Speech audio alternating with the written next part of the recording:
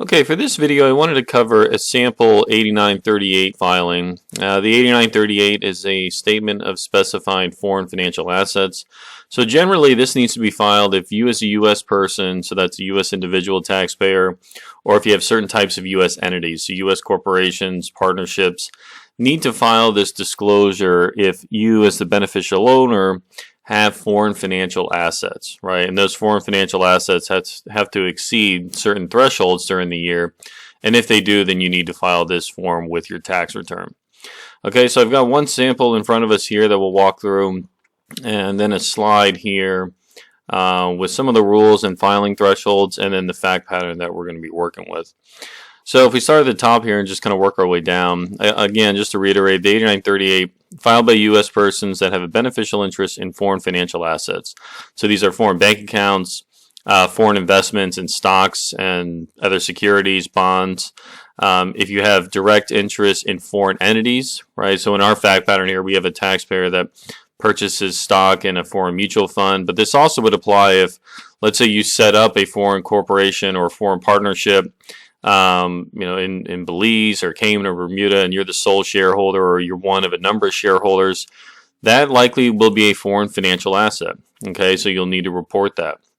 And then you also need to report interest in other kind of foreign financial instruments, right? So swaps or other types of derivatives, foreign financial contracts might have to be reported as well. Okay, so let's talk about the filing thresholds. So filing thresholds are based on your filing status, whether you're single or married, and then your tax residency. Sorry, not your tax residency, but your actual residency. So when they talk about residency, they mean, are you living in the U.S. or living outside the U.S.? So living outside the U.S., this commonly comes up with expats, right? So if you're a U.S. citizen and you're living abroad, let's say you live full-time in France, your filing threshold, you're going to be working with whatever the standards are for U.S. persons that are living outside the U.S. And they're typically higher. So you get a little more of a cushion if you live outside the U.S. with respect to filing this form versus if you live inside the United States. Okay, so let's look at the filing thresholds for single filers. If you're living in the U.S.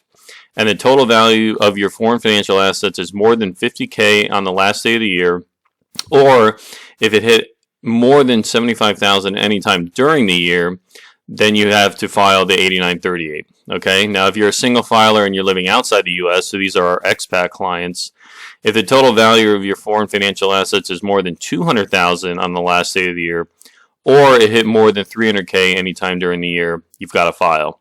Okay, and then there's the standards for the married filers. You're basically doubling the amounts, right? So $100K on the last day of the year, more than $150 at any time during the year, and then there's the threshold if you have married filing joint taxpayers that are expats living outside the U.S.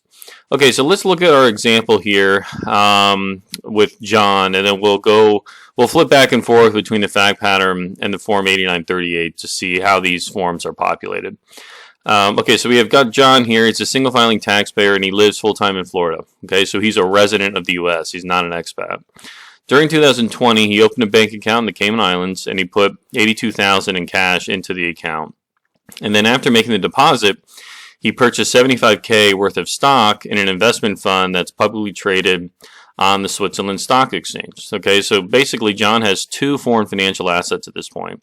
He's got a Cayman Islands bank account, so it's a non-U.S. account, and he holds stock in a foreign corporation, a foreign publicly traded company, on the Switzerland Stock Exchange. Okay, so he's working with two investments.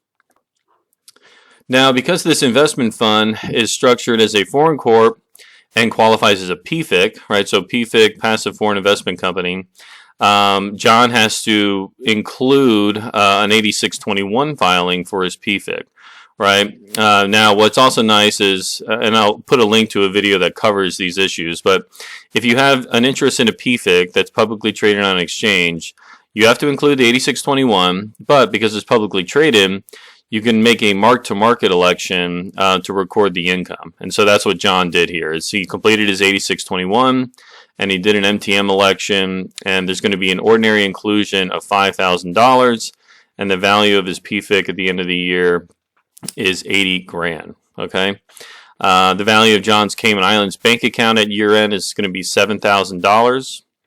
and it earned him $3 of interest income during 2020. Okay. Now, John also, separate and apart from this, he reported the foreign bank account on an FBAR. Right, FBARs are foreign bank account reports. So these are reports that are filed with FinCEN, and the form we're working with here, the 8938, is filed with the IRS. And so there's a lot of overlap here. What I often get asked is, well, I reported it on an FBAR, so why do I need the 8938? It's duplicative reporting. This is just the way the system works. And so you send off an FBAR to FinCEN to report the interest in the Cayman Islands bank account, but then you might also have to be reporting it on the 8938 when you file your tax return. Okay, so now let's look at the 8938 and start entering some of the details for these investments.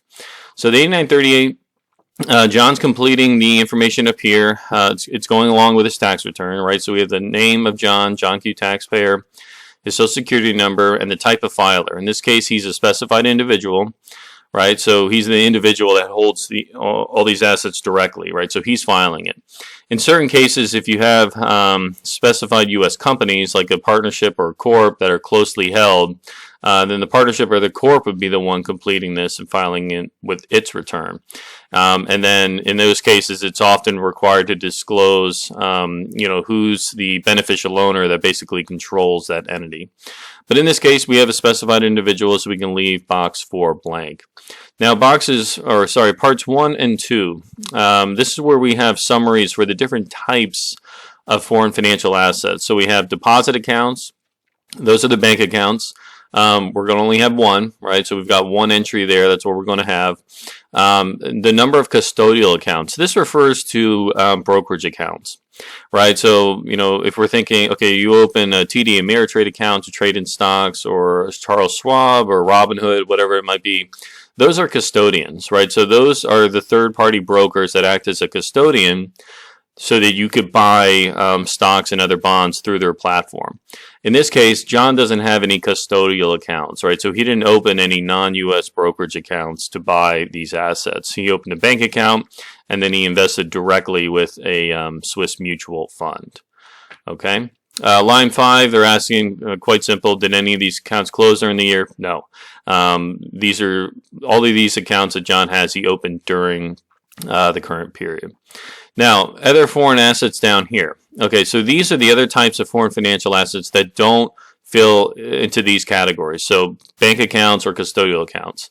And so this is where we fall into with our Swiss mutual fund investment. So we're going to have one foreign financial asset. That's the interest in the Swiss PFIC stock. And we're going to report the max value of that asset as well.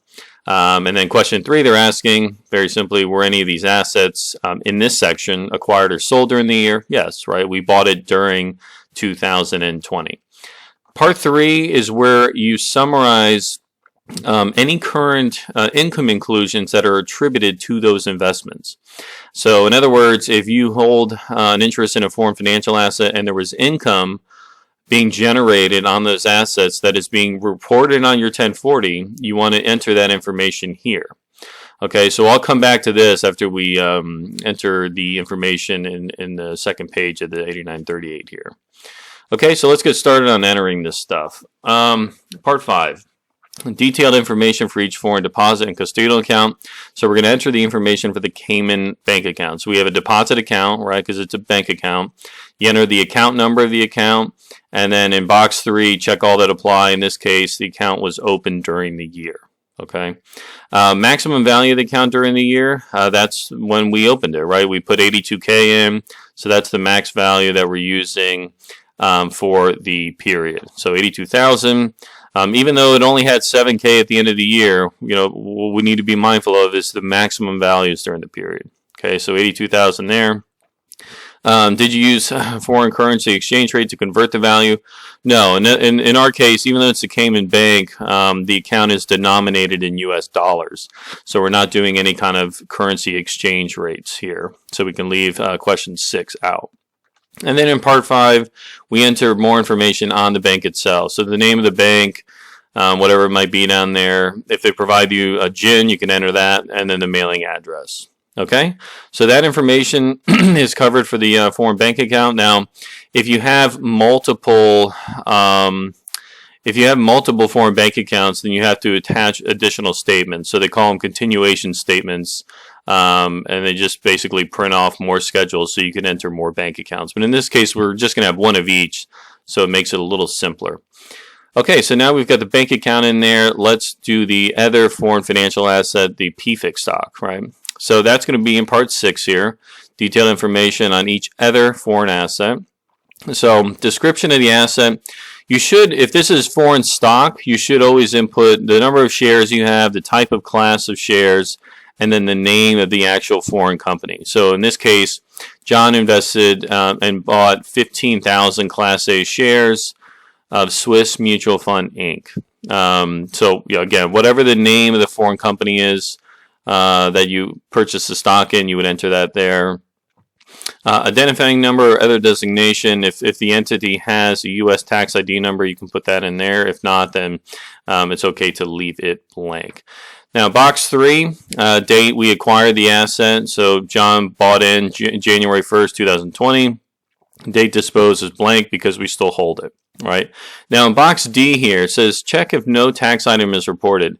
You would check this if, quite simply, we're not reporting any income. So if for some reason you hold stock or some other type of foreign financial asset and you're just reporting the value of the asset at the end of the year, but there's no income inclusion, then you would check this box. But in this case, what we're going to see later is because this is a PFIC and we have the NTM election, there will be an income inclusion. And so for that reason, we're leaving this blank. Maximum value of the asset during the year, it's going to fall within this range, so we check that box. If it's more than 200K, list the value, right? Quite simply there. Did you use foreign currency exchange rate to convert? Again, no, because these investments are all denominated in US dollars. Even though there might be foreign assets or are traded on foreign exchanges, a lot of products are just denominated in US dollars. They don't necessarily use the local currency rate. So if that's the case, you can check no, but again, be very careful paying close attention to that, because there are a lot of foreign financial assets that are denominated in other currency, and so you're going to have to convert the value into dollars to report this. Don't report anything on here in foreign currency. The IRS always wants it reported in US dollars unless it specifically says not to. Okay, so in line item 7 here, asset report on line 1 is stock. Yes, so we're going to enter more details on that entity. We have Swiss Mutual Fund Inc. It's a corporation, right? So it's structured as a corporation. It's not a partnership or trust. Mailing address of the foreign entity, and then the city or state and country. So we're in Bern, Switzerland. Okay, now if an asset reported is not stock, then you complete this information down here. This is where you find the other foreign financial products, like swaps or other kind of derivatives. Types of financial instruments might have to be reported down here. But in our case, we don't have that. So we can leave that section blank. Okay, so now if we scroll back up here, I want to touch on part 3 and 4. So part 4. So like I said, in this case, the PFIC investment does require an 8621. So you can see here where it asks us to populate the amount of forms that we're filing with the return for each of these. We're going to do one 8621. That's the PFIC disclosure, right? 3520s are for foreign trusts, 8865s are for foreign partnerships, and then the 5471s are for controlled foreign corps. None of those investments for John. He's just got his 8621 PFIC investment. Okay. Now, part 3 is where we have the tax items, okay? So this is where we're going to report the amount of income that's being included in the current year attributed to these foreign assets. So if we look back at our fact pattern here, we see that the value of John's bank account was $7K, and it earned him $3 of interest during the year, okay? Now, as a U.S. taxpayer, you're required to report all your income from whatever source derived. And so in this case, if John earned $3 in foreign interest income, he has to report it. So what he's going to do is he's going to report the interest, $3 worth, and this is going to go on Form 1040, Schedule B.